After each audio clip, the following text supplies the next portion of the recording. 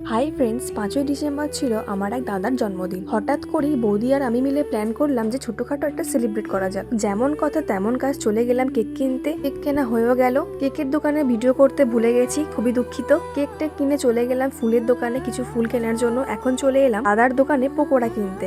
দেখতেই পাচ্ছ দাদা ওখানে গরম গরম আমাদের জন্য পকোড়া ভেজে দিচ্ছে। এদিকে আমি আর বৌদি মিলে ওয়েট করছিলাম। তারপরে চলে এলাম তেলে ভাজা কিনতে। এরপরে চলে গেলাম সোজা বাড়ি। ছোটখাটো ডেকোরেশন তো করতেই হবে না, তার জন্য দেখো বসে গেছি। ওইদিকে বৌদি বেলুন ফোলাচ্ছে। আমার মুখে করে বেলুন ফোলাতে খুবই ভয় লাগে, যখন তখন ফেটে যায়, ওর জন্য বৌদি বেলুন ফোলাচ্ছে। আমি দূর থেকে দেখছিলাম। বেশি কিছু সাজাবো না, নর্মালি ফুল দিয়ে দেখতে পাচ্ছ সাজাচ্ছি। আর ওইদিকে আমার ভাইপোকে দেখো বেলুন নিয়ে খেলছে। ওর কাছ থেকে অনেক সাবধানে সাজাচ্ছিলাম। ও ছোট, এসব কিছু বোঝে না। একবার যদি কেকের মধ্যে পা দিয়ে দিত না, ব্যাস সব যেত।